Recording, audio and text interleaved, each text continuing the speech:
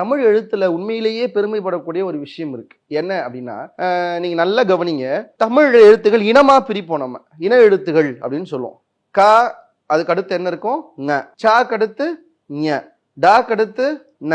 தாக்கு அப்புறம் ந. பாக்கு அப்புறம் மா. இந்த முறை நீங்க பார்க்கலாம். இது ஏன் இப்படி இருக்கு அப்படிங்கிறதுக்கே ஒரு பெரிய காரணம். ஏன்னா இது இனவெழுத்து.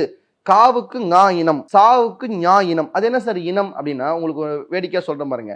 எங்கெல்லாம் ஞா வருதோ, இங்கு ஞா வருதோ, அது பக்கத்துலலாம் காதா இருக்கும். சங்கம், மங்கை, தங்கம், வெங்கை, எதை வேணாலும் சொல்லி பாருங்க. பங்கு, ஞாக்கு அப்புறம் காதா இருக்கும். ஏன்னா ஞாவுக்கு கா இனம், இனம் இனத்தோடு தான் சேரும். ஞாக்கு அப்புறம் சாதா இருக்கும். மஞ்சள், பஞ்சு, வெஞ்சம், தஞ்சம், ஊஞ்சல், ஞாக்கு அப்புறம் சாதா இருக்கும். இல்லையா? ஞாக்கு ஞாவே இருக்கலாம், பிஞ்சகன். ஆனா ஞாக்கு ஞா இல்லாம வேற ஒண்ணு இருந்தா சாதா இருக்கும்.